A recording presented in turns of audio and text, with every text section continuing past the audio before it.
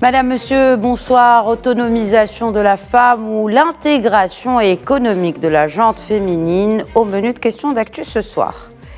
Lundi, au Parlement, le chef du gouvernement, Aziz Akhannouch, a rappelé des réalités bien tristes pour un pays qui consacre l'égalité des chances dans sa constitution. Ainsi, selon l'indice d'écart de genre, le Gender Gap Index, le Maroc est classé à la 144e place mondiale. Et pour cause, les chiffres que je vais vous annoncer risquent de vous choquer. Seule une femme sur 10 reçoit une rémunération pour son travail. 2 femmes sur 10 sont actives sur le marché du travail au Maroc. Et à l'école, 60% seulement des filles ont accès à l'école primaire. Pourtant, la vision royale ne cesse de placer les intérêts de la femme au premier plan et reflète le choix ferme de son autonomisation à tous les niveaux. Et d'ailleurs, il y a un an, presque jour pour jour, dans le discours commémorant la fête du trône, Sa Majesté le roi Mohammed VI a rappelé une vérité essentielle. Quand les femmes accèdent pleinement à leurs droits, elles ne portent aucun préjudice aux hommes, pas plus qu'elles ne s'en font tort. De fait, la condition sine qua non pour que le Maroc continue de progresser est qu'elles occupent la place qui leur échoit et qu'elles apportent leur concours efficient à toutes les filières de développement. Fin de citation. Donc, un an plus tard, l'exécutif réagit en mettant en place un plan triennal d'égalité. D'abord en créant une commission de l'égalité des sexes et de l'autonomisation des femmes, en attendant cette fameuse loi cadre sur l'égalité et la parité hommes-femmes, avec aussi ce programme Al-Jisr, ou le pont. On espère faciliter l'accès des femmes au marché de l'emploi et à développer leurs compétences entrepreneuriales, en tout cas selon les ambitions affichées par le gouvernement. Alors que pensent les militantes et les entrepreneurs de ces annonces et quelles sont leurs recommandations pour améliorer ces fameux indicateurs liés à l'autonomisation sociale, économique et politique des femmes? Réponse avec elles sur ce plateau. J'accueille professeur Amina Kchirid, enseignante chercheur à l'Université Hassan II de Casablanca. Vous êtes également présidente du CIRAS, du Centre d'incubation et de recherche-action en économie sociale et solidaire. Bonsoir et bienvenue à vous sur ce plateau. Merci pour l'invitation. J'ai également le plaisir d'accueillir une chef d'entreprise. On en a 2. On a la chance d'avoir 2 femmes entrepreneurs sur ce plateau. Elle est également fondatrice ou plutôt vice-présidente du réseau de femmes leaders du Maghreb. Houda Farah Ghessous, bonsoir. Bonsoir et merci pour l'invitation. Merci à vous de l'avoir accepté et de participer à ce débat. J'ai également le plaisir d'accueillir la présidente et les cofondatrices d'Estem Maroc, qui a pour slogan A Girl Today, a Leader Tomorrow. Elle est également entrepreneure et aussi dans le conseil. Nezha Lagrissi, bonsoir. Bonsoir Khadija. Bienvenue. Merci pour l'invitation. Marhaba, marhaba à vous, mesdames. C'est toujours un plaisir pour moi d'avoir un plateau 100% féminin. Et au-delà du volet empathie et compassionnel, de quelle autonomisation des femmes parle-t-on en 2023? Professeur Kchirid, je vois déjà la réaction avec les expressions non verbales. Généralement, on associe cette autonomisation à un aspect un peu compassionnel, parce que ce sont les femmes, et parce que elles sont un peu plus faibles et qu'on doit les aider. Mais au-delà de ça... Oui, en fait, la question de l'autonomisation économique des femmes est un problème crucial aujourd'hui au Maroc. Ce n'est plus une question de militantisme ou d'empathie envers les femmes, à mon sens.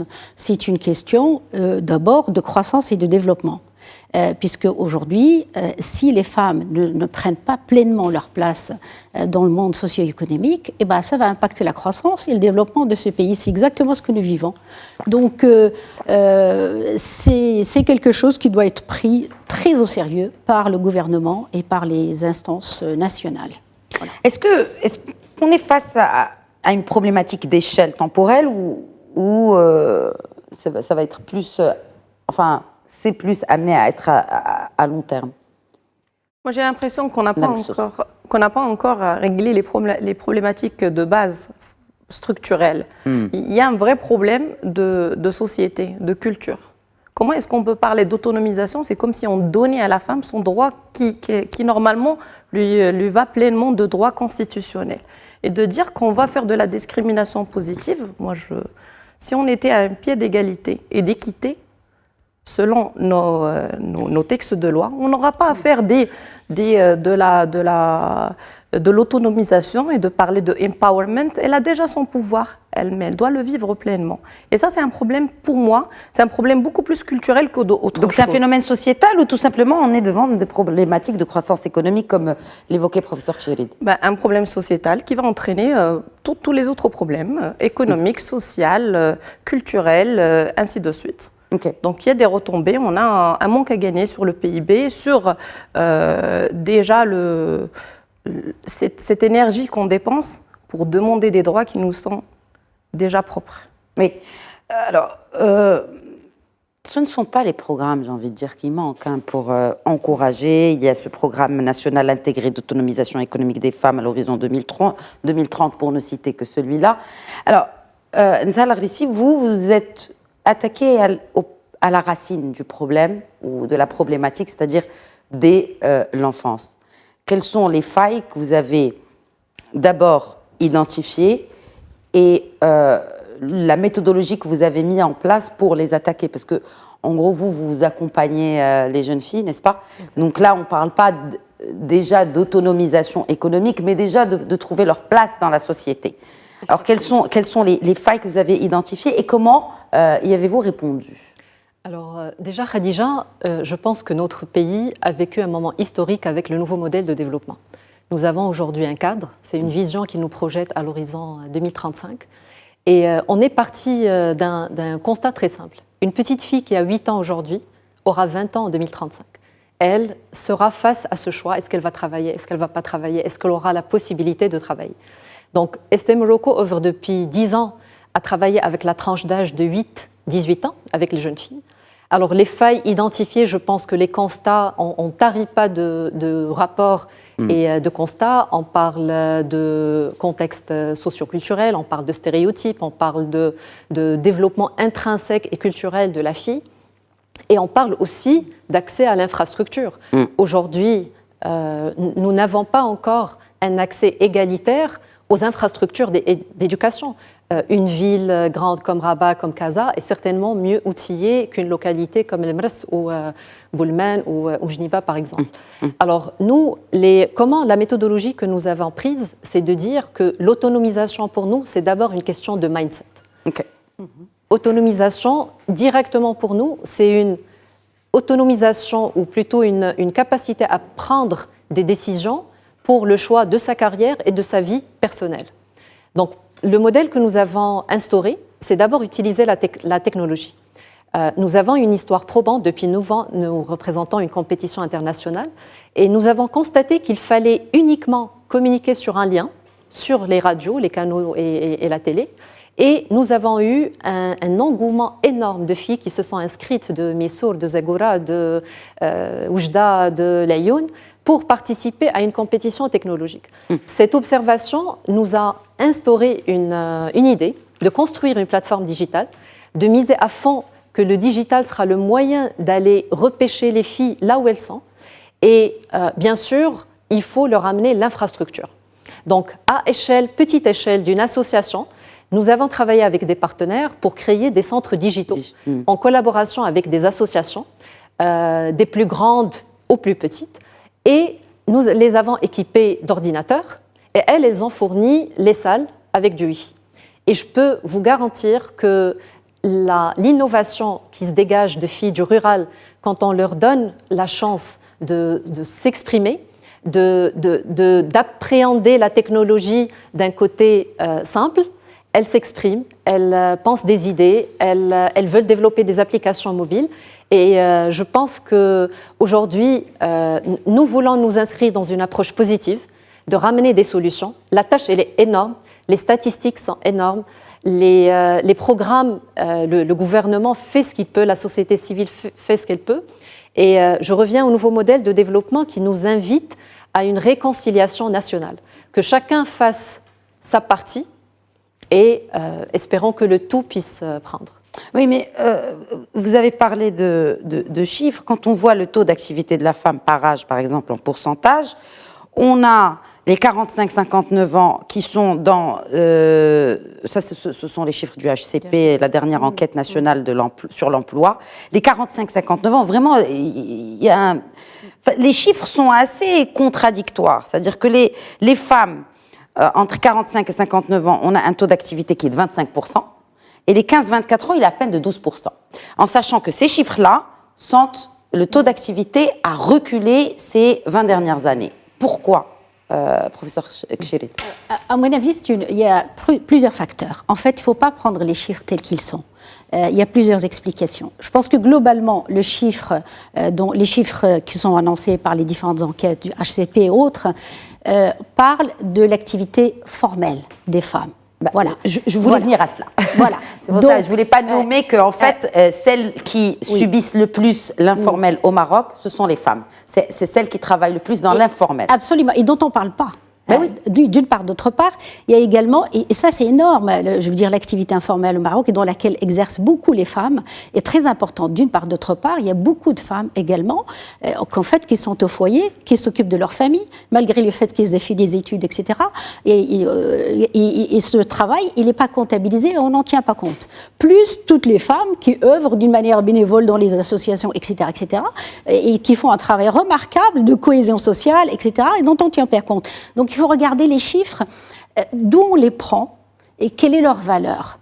Et ce qui est intéressant, c'est que le taux d'activité des femmes en milieu rural est plus élevé qu'en milieu urbain. Parce que les femmes dans le milieu rural, elles se contentent d'un certain nombre d'activités dans l'agriculture, dans l'artisanat, etc. Mais c'est quand même beaucoup dans l'informel, sachant que dans l'urbain, par exemple, la population 15-25 ans, souvent c'est des filles qui continuent à se former encore et à faire des études. Celles qui sont de 45 au-delà de 45 à 60, il y a l'espérance de vie. Donc, qui a augmenté. Qui s'est allongé pour les femmes. Qui s'est allongé pour les Parce femmes. Que la mortalité infantile s'est améliorée, etc., etc. Donc ces facteurs, ces chiffres, il faut quand même les regarder avec un peu plus de précaution au niveau de l'analyse globale, au lieu de dire juste... et je pense que véritablement, c'est à ça que le gouvernement doit s'attaquer. Justement, je pense que les évaluations qu'on a à ce niveau, au niveau international, elles sont impactées par tous ces facteurs-là. Donc moi je dirais, il y a une action très rapide qui peut impacter ce taux. C'est l'accompagnement des femmes qui exercent une activité dans l'informel pour qu'elles se formalisent. Rien que ça, je veux dire, à travers... Ça, c'est un problème structurel à toute l'économie, sans question de genre. Hein. Oui, mais les femmes plus que les hommes. En effet. Voilà. Mais aujourd'hui, elles ont un savoir-faire. Il faut capitaliser sur ce savoir-faire pour exercer des activités soit sous forme de coopératives ou d'entreprises, etc. Et c'est facile à faire. Nous allons y venir, parce qu'il y a eu beaucoup d'initiatives. Alors, juste par rapport au taux d'activité des femmes et au nouveau modèle de développement que vous avez évoqué, Nzal Ghrissi, on parle d'un objectif de porter le niveau actuel de 25% en 2025 à 45%, de le porter à 25% en 2025 et à 45% en 2035. Oui. Bon, sans parler des femmes chefs d'entreprise. C'est une ambition très ambitieuse. C'est une ambition.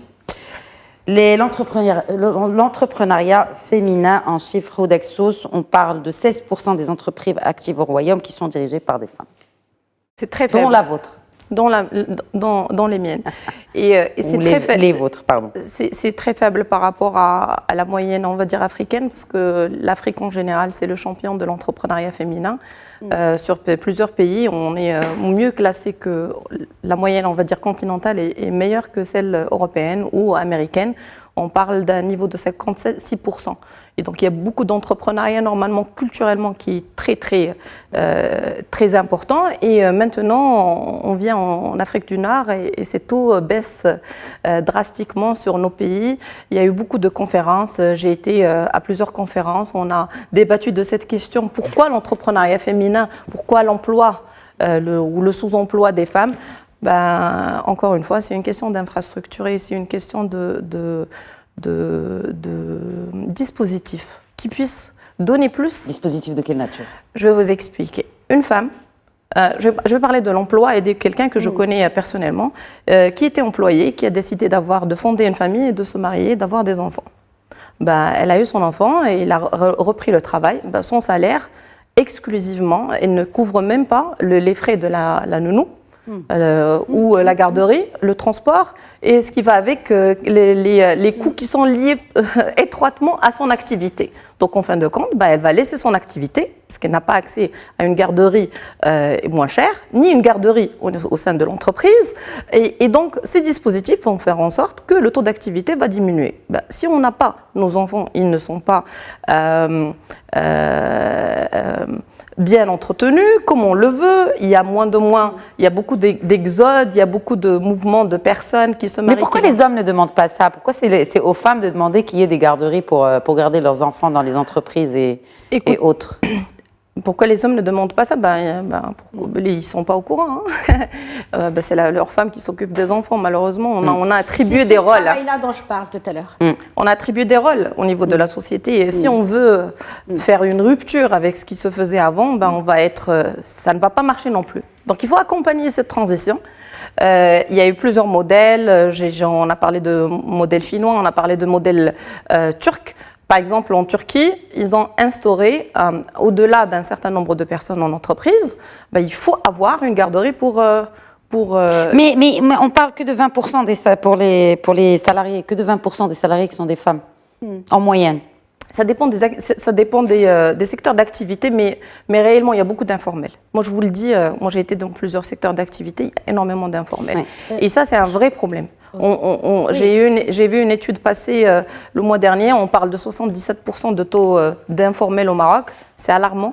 On parle d'un poids de 30% du PIB, c'est dire déjà, en termes de valeur, selon la dernière enquête de Banque El Maghreb. Oui, professeur Kchirit. Alors, moi je pense que c'est une problématique complexe et systémique, en fait, qui touche à la fois les questions de mentalité, les politiques publiques, mais également l'accès des femmes au foncier, l'accès à l'information, l'accès au digital, l'égalité à accès à l'emploi, comme elle a dit Madame, l'organisation de la société qui permet à cette femme de se libérer de ses tâches ménagères pour pouvoir travailler et sereinement. Dans beaucoup de cas, ce n'est pas le cas.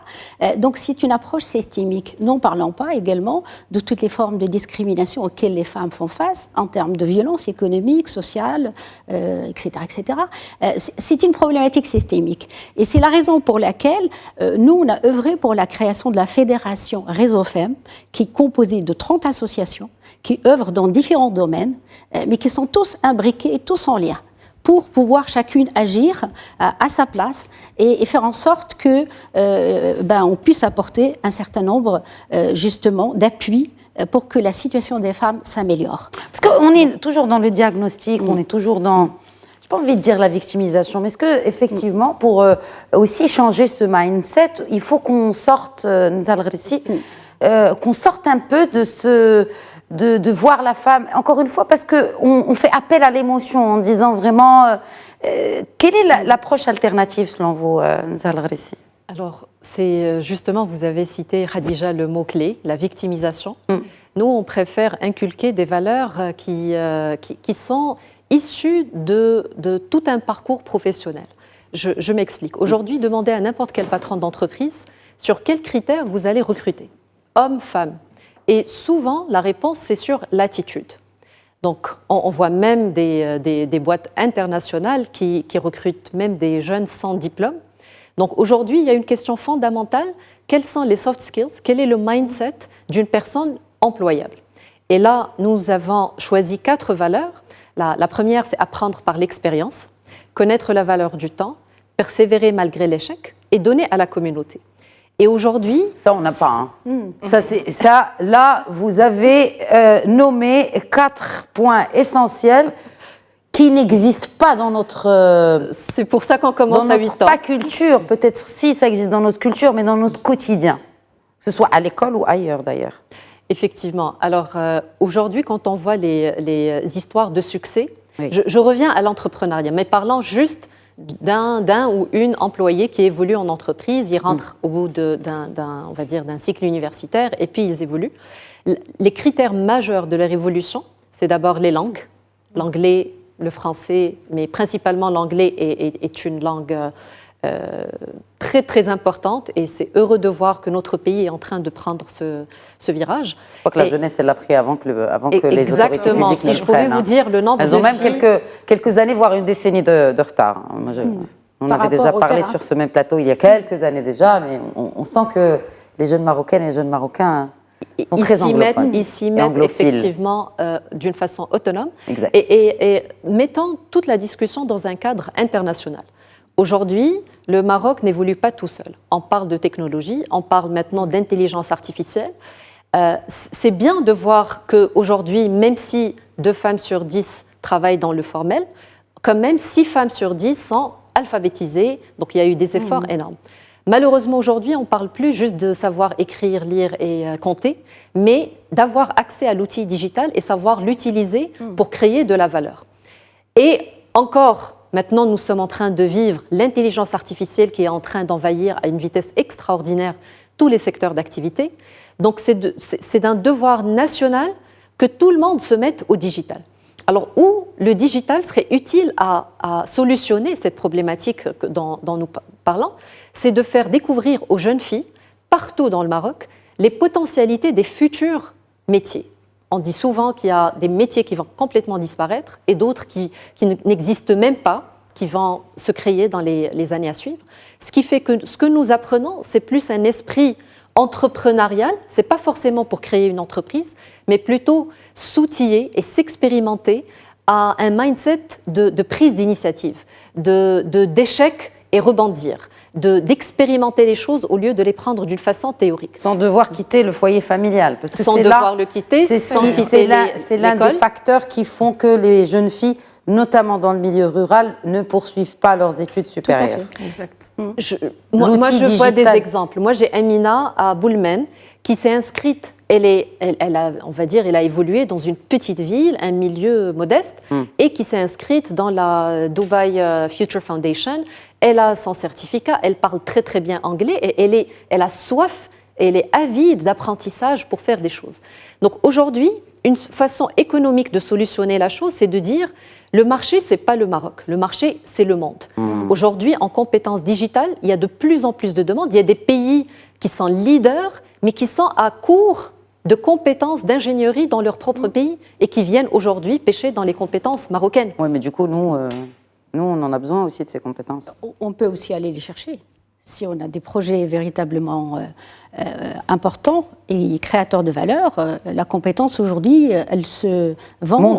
Elle se mondialise. Absolument, on peut aussi aller les chercher. Il faut leur donner le terrain et l'occasion pour venir. Bon, après, je ne sais pas ce qu'en pensent les chefs d'entreprise, parce que moi, j'ai eu des chefs d'entreprise sur ce même plateau. C'est la galère. Avant, on parlait de galère pour trouver un emploi. Maintenant, c'est la galère pour trouver la perle rare. Ou c'est même pas. Enfin, c'est le cas. Justement, Rouda Farah Hsous, vous êtes chef d'entreprise, parce que c'est bien d'avoir les deux perspectives aussi. Hein. Nous, on a du mal à trouver les bonnes personnes pour les bons postes. Premièrement, parce qu'il y a un grand décalage entre les diplômes et nos besoins. En termes d'entreprise, vous l'avez bien dit, il y a des avancées technologiques qui sont importantes. On n'a plus besoin de faire des choses répétitives, on a besoin de solutionner, de trouver des solutions à des problèmes et d'avoir un esprit d'analyse et de critique et de communication et d'aller vers l'autre et de prise d'initiative.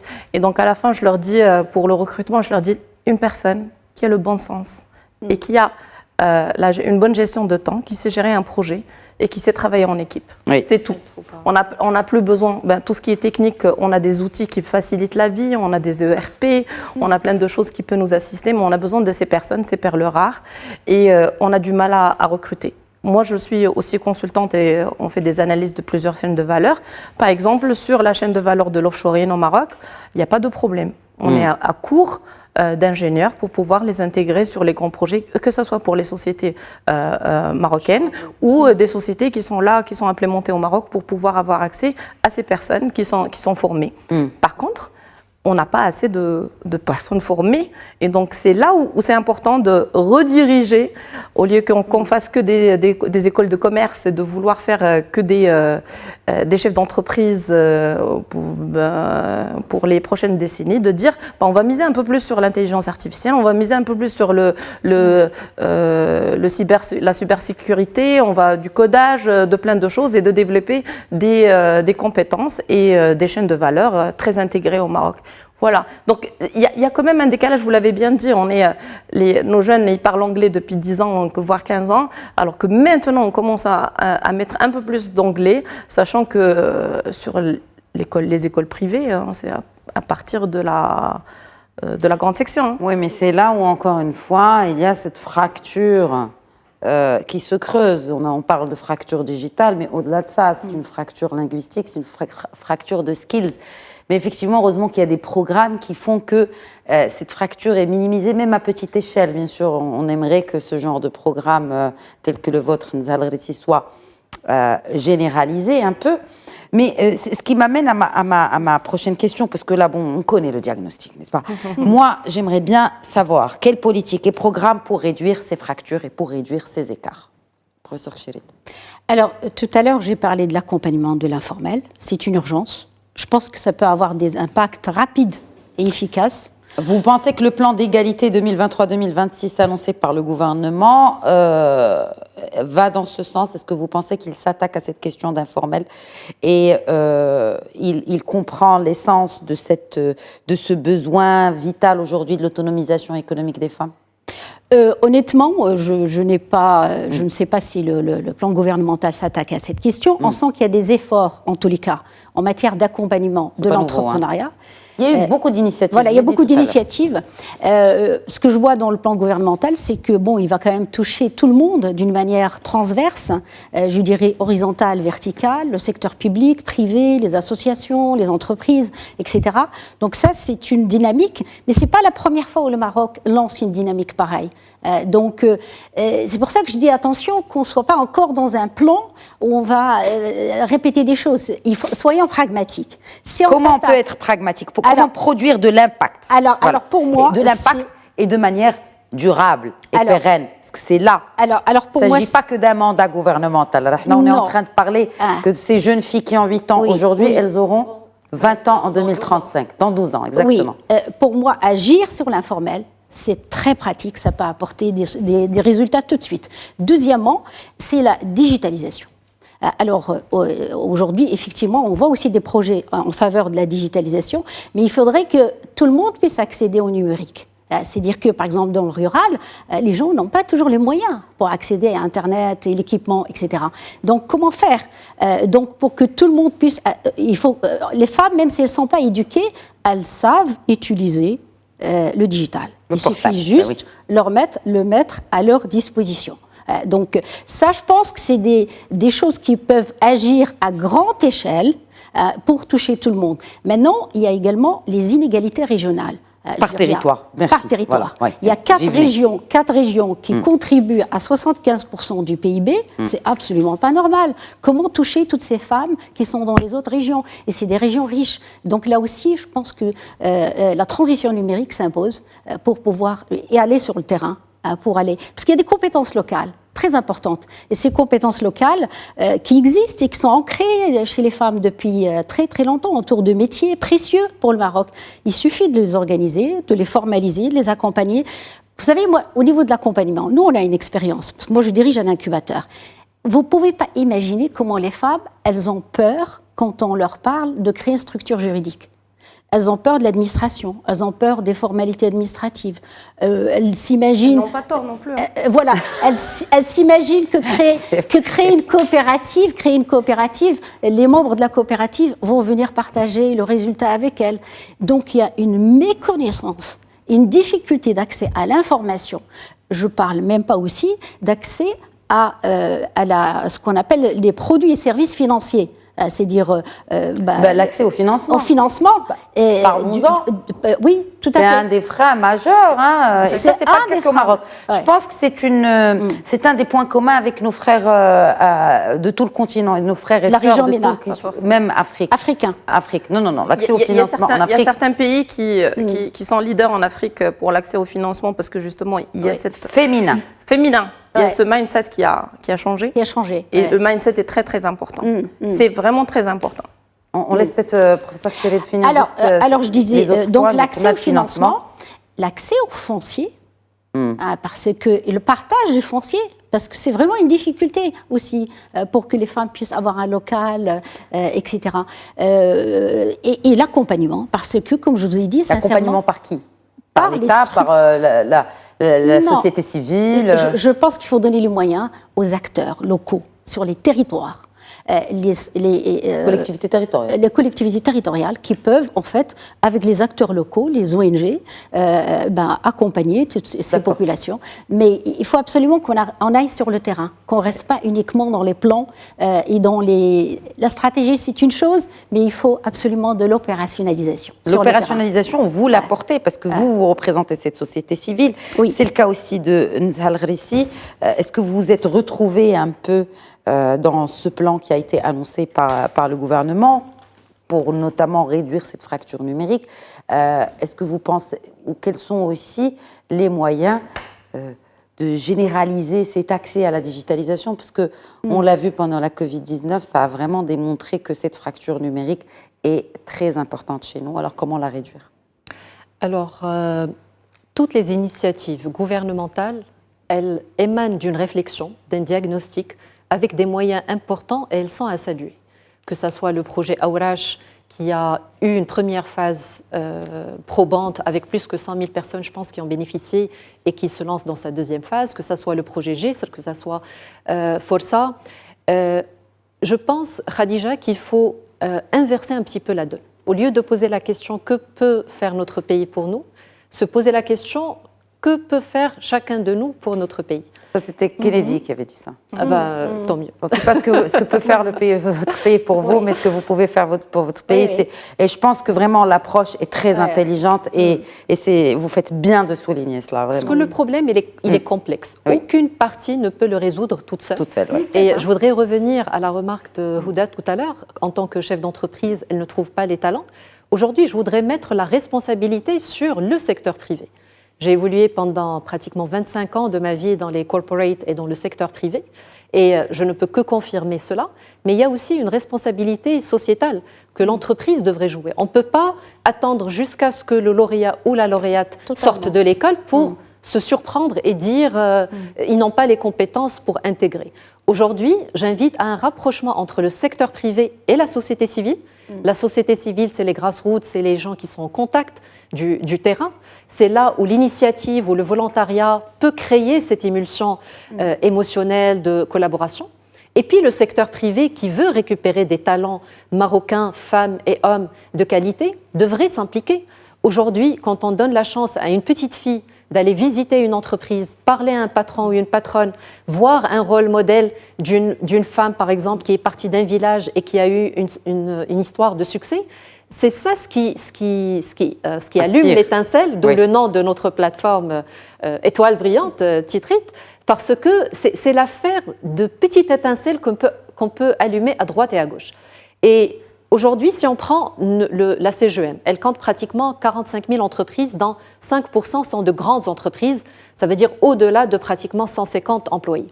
Donc, directement, on voit qu'il y a un fief de potentiels mentors. Toute personne qui est aujourd'hui en, on va dire, 2 ans d'expérience, elle a quelque chose, de par son expérience, à raconter à une petite fille. Rien que la semaine dernière, j'étais dans un cercle, on fait des petits cercles de mentorat, où on va réunir, c'est par Zoom, on va réunir des petites filles de Sidi Qassem, de Kaza, de Mdiouna et Oujda, et on parle de leurs rêves. C'est ça l'idée de départ. Et Ikram à Sidi Qassem, elle est brillante, elle a 17 de moyenne, elle passe en bac l'année prochaine, et elle a une telle confusion, je veux être soit médecin, soit ingénieur. Alors que les champs sont complètement différents. Et ce que nous, on invite le secteur privé, c'est à c'est on demande 1 heure de mentorat pendant 6 semaines. Message à tous les chefs d'entreprise qui nous écoutent et qui nous regardent. 1 heure de votre temps. Voilà. Je sais que 1 heure du temps d'un chef d'entreprise, surtout avec un chiffre d'affaires avec autant de zéros, compte, mais ça compte aussi pour les prochaines générations et pour la croissance et pour la génération future des Marocaines et des Marocains. Il n'y a pas besoin forcément d'un chef d'entreprise. Les employés d'une entreprise peuvent jouer le rôle de ce mentor et d'accompagner les filles juste à apprendre à comment gérer ce projet. je veux être médecin ou ingénieur, le minimum, c'est qu'on puisse ramener un médecin, une ingénieure, qu'ils parlent de leur vécu, de leur choix, de quelles écoles elles ont faites. Donc aujourd'hui, c'est ça le cœur de la plateforme digitale qui est aujourd'hui prête. C'est pour créer cette émulsion, mais nous, on a une ambition assez importante, c'est toucher 50 000 filles à l'horizon 2025. Il nous faut 10 000 mentors. Le pool, il existe. J'ai dit, la CGEM, un potentiel de plus que 45 000 employés aujourd'hui. S'ils acceptent de donner 1 heure de leur temps pendant 6 semaines, ils peuvent créer une grande différence dans la vie d'une petite fille. Et cette méthodologie ou cette façon de faire a montré ses résultats ailleurs. Est-ce que vous êtes inspiré d'un modèle qui a réussi dans d'autres contrées, modèle inspirationnel? On sait que c'est très anglo-saxon comme approche.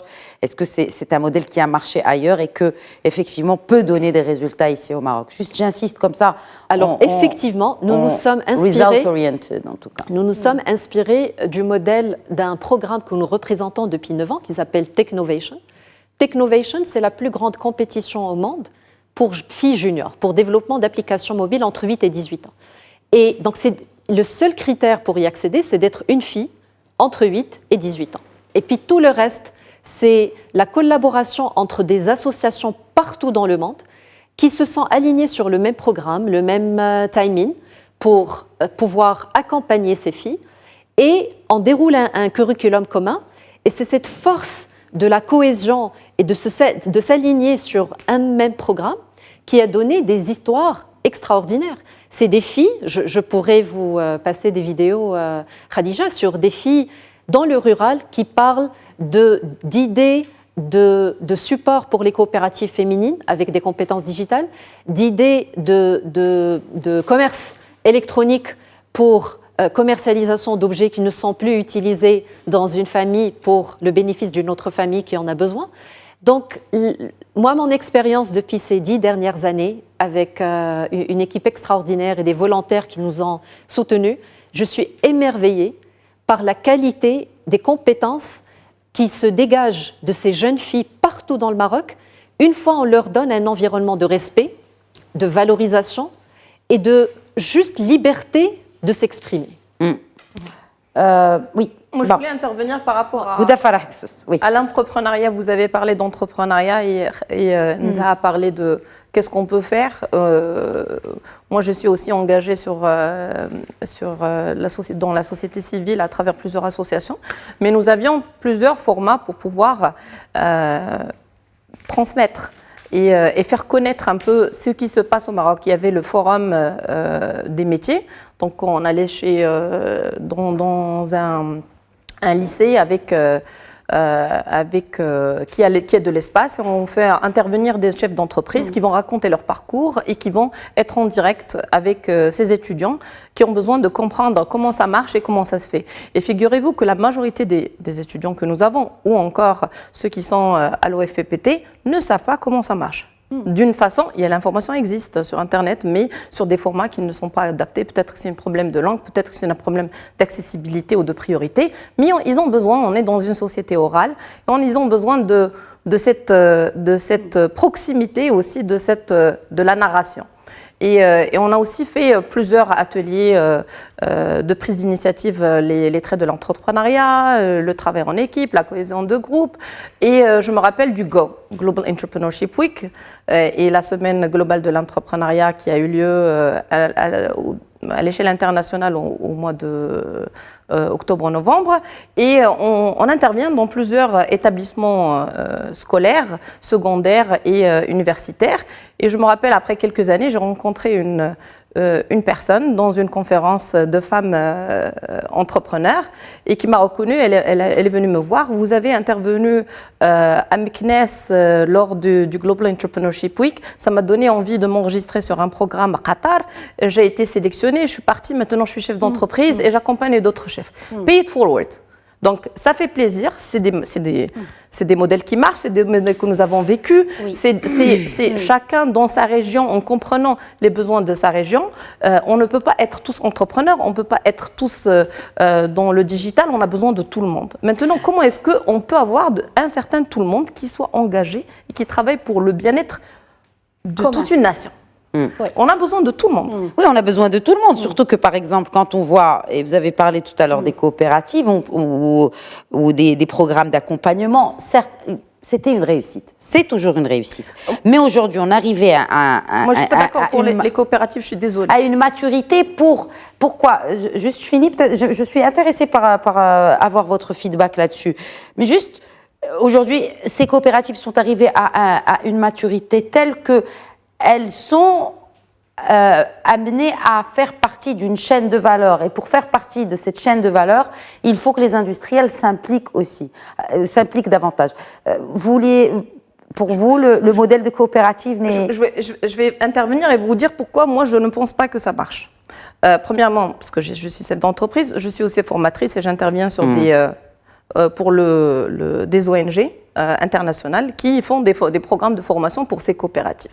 Premièrement, l'intérêt de créer une coopérative c'est une entreprise. C'est juste une forme juridique qui soit beaucoup plus inclusive pour pouvoir répartir les charges et les bénéfices en fonction d'une façon équitable.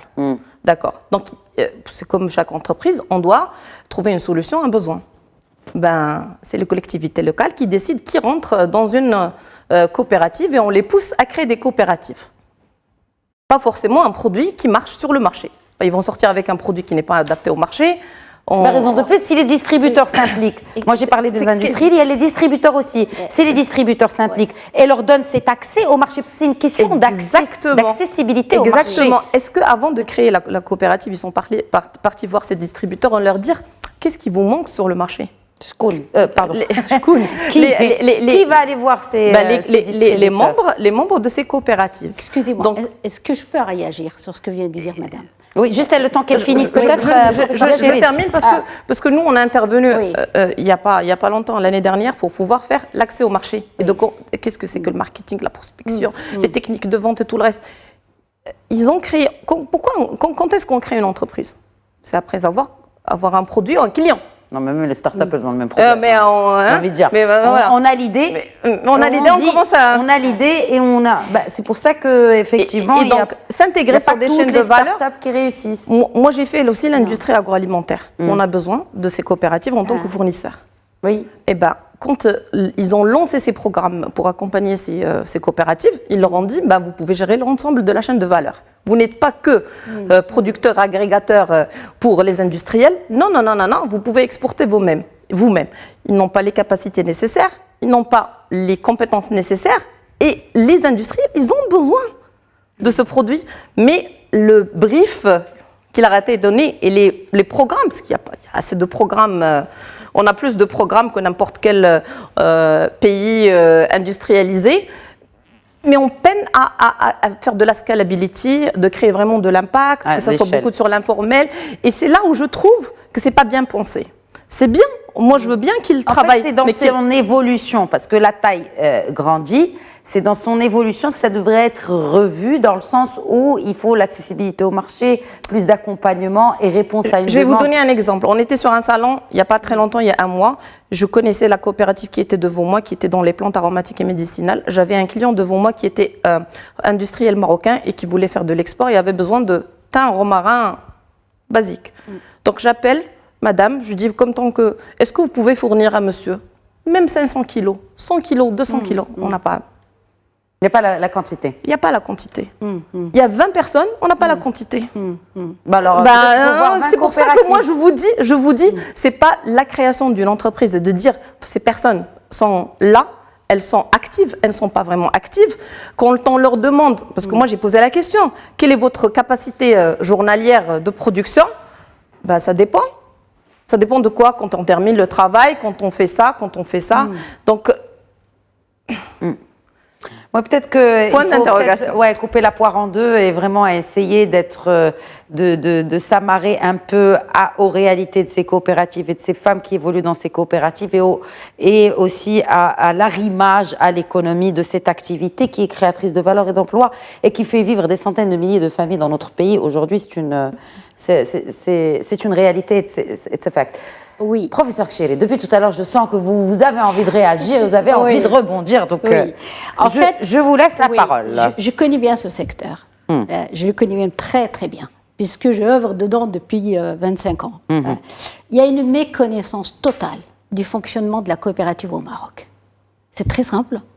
Méconnaissance par qui? Méconnaissance. Juste on précise.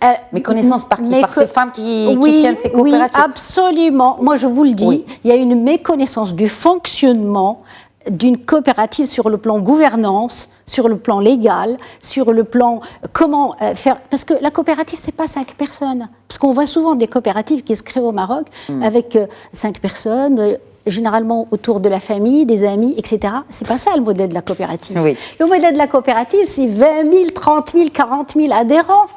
Et donc, ce n'est pas uniquement la production, c'est le service. Aujourd'hui, la loi le permet.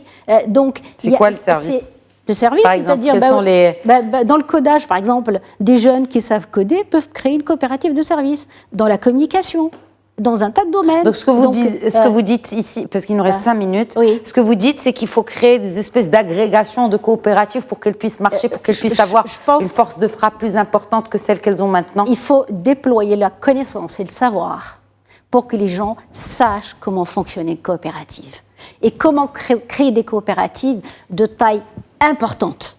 Ils n'ont pas des agrégations de coopératives. Oui, et partout dans le monde, ce modèle marche très, très, très fort. Alors, et ça permet. C'est quoi le point d'inflexion, professeur Kchelid, de par votre expérience et dans la société civile en tant qu'enseignante? Alors, le business model, pour moi, c'est que, par exemple, celles qui s'occupent de la production, elles n'ont pas à s'occuper de la commercialisation. C'est ce que vous dites. Voilà. Elles produisent, d'accord, c'est une chose, ok, très bien, mais c'est la coopérative qui va chercher le marché, c'est la coopérative qui va développer une stratégie digitale, de la communication digitale, et c'est aussi la coopérative qui va créer le lien avec des startups innovantes qui vont pouvoir améliorer la production elle-même et la qualité du produit final et du service. Donc, ces links-là, il faut le créer, et ça demande tout un savoir-faire, et c'est pour ça que j'ai dit il faut déployer de la connaissance et du savoir pour que les gens sachent de quoi ils parlent. Donc, aujourd'hui, il y a un travail monstre à faire pour déployer cette connaissance et pour qu'on arrive à créer de grandes coopératives qui ont un impact réel, et parce qu'en fait, quelqu'un qui est membre dans une coopérative, ça l'empêche pas aussi d'avoir une entreprise SARL sous une autre forme juridique, etc., etc. Il ne faut pas s'imaginer que parce que je suis dans une coopérative, ça y est, je vais rentrer dans quelque chose de précaire, une petite activité. Non, ce n'est pas ça le modèle de la coopérative. Il y a un travail énorme pour faire connaître. Et je vous dis, moi, je suis dans un incubateur et on vient de créer des coopératives et on a travaillé véritablement avec des femmes. Ça n'a pas été facile pour les convaincre, pour qu'elles sachent comment ça fonctionne. Par exemple, un directeur ou une directrice de coopérative, ce n'est pas lui qui décide, c'est les coopérants qui décident. Mais lui, il ne fait qu'exécuter. Oui. Mais ça, les gens ne le savent pas, malheureusement. Donc, voilà, je voulais réagir sur ça. Mais malgré cela, il y a eu quand même un effort très important au Maroc au niveau de la création du nombre de coopératives. Et aujourd'hui, c'est les structures les plus fiables sur lesquelles on peut se baser pour aller loin. Et ça, c'est le gros travail, il a été fait quand même, d'abord. Il faut ajuster, parce qu'au bout d'un moment, quelque chose d'existant, il faut de la maintenance, n'est-ce pas? Et de l'accompagnement et de développement. Voilà, avec son évolution, parce qu'elle évolue dans le bon trend. Un dernier mot, Nzal Drissi, par rapport à cette question de coopérative. L'économie sociale et solidaire est un troisième pilier très important. Elle est amenée à évoluer de 2% de participation au PIB à 8%, avec un potentiel de génération de 50 000 emplois par an. Aujourd'hui, selon l'ODCO, il existe pratiquement 6 700 coopératives 100% féminines, avec un total de 67 000 femmes.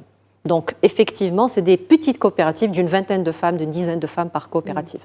Moi, je voudrais citer des cas concrets de ce qui se fait par la société civile, et notamment 3 partenaires. Donc, je voudrais citer, par exemple, l'association Ma Wanama, qui va dans les régions, et elle va travailler avec des compétences urbaines marocaines, venant de Casa, Rabat, mais aussi de l'étranger, qui ont développé des connaissances en matière de gestion de l'eau, de gestion de la terre. Et on va se déplacer chez ces femmes, les outiller, les équiper et faire un suivi régulier. Je voudrais saluer par exemple le réseau We4She, auquel je fais partie, qui non seulement il s'occupe de l'avancement de la représentativité féminine dans toutes les strates de l'entreprise, mais aussi un pilier solidaire où des femmes vont aller visiter des femmes qui tiennent des coopératives. Et sur 15 coopératives qu'on a visitées, les mêmes problèmes reviennent.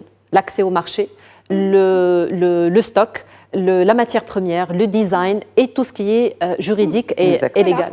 Donc aujourd'hui, j'invite vraiment que la compétence marocaine, qu'elle soit au Maroc ou à l'étranger, moyennant le digital, moyennant les moyens de communication, elle a un potentiel énorme de s'impliquer concrètement avec ces femmes, les accompagner au-delà de tout ce qui se fait comme programme avec les fondations externes, avec le programme gouvernemental.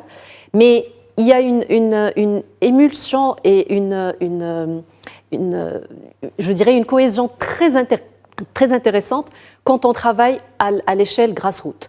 On connaît Melika qui fait des œufs et puis on achemine tous ces produits pour les vendre à Rabat. On connaît des femmes dans un village précis, on va leur amener des poulets qui vont produire d'une façon plus intéressante. Donc, moi, je veux toujours m'inscrire dans l'approche positive. Un dernier mot, je reviens à réinstaurer la confiance nationale, que ça soit secteur privé, en ouvrant ses portes, en accueillant les jeunes, en primaire, collège, lycée. Aujourd'hui, Houda, il y a plus que 11 700 établissements privés et publics. Donc, les initiatives locales au sein d'un lycée ne peuvent pas toucher les 11 000 autres. Par contre, si on trouve un moyen de tout mettre sur des plateformes qui deviennent centrées autour de la fille, parce que pour nous, c'est la racine on va dire de cette réflexion, de se projeter dans une carrière, il y a moyen de toucher à l'échelle nationale. Merci beaucoup. Merci Nezha Al-Gharisi. Merci professeur Kchirid Amina Kchirid. Et merci à vous également Houda Gsous. Merci d'avoir enrichi ce débat. Et je vais finir vraiment avec un autre extrait du discours royal à l'occasion de la Fête du Trône 2022. Je cite: notre ambition est de poursuivre l'édification d'un Maroc avancé et fort de sa dignité. Aussi est-il indispensable que tous les Marocains, hommes et femmes, prennent une part active à la dynamique de développement. C'est pourquoi nous insistons encore une fois sur la nécessité que la femme marocaine apporte son plein concours dans tous les domaines. Et je pense qu'on a couvert tout ceci ce soir dans cette émission. Merci beaucoup, mesdames. Merci à vous. Merci à vous, Khadija. Et j'aimerais vraiment avoir de plus en plus de plateaux 100% féminins. Voilà notre message pour les femmes qui nous regardent. Merci à vous, en tout cas, pour votre fidélité à cette émission. Très bonne soirée.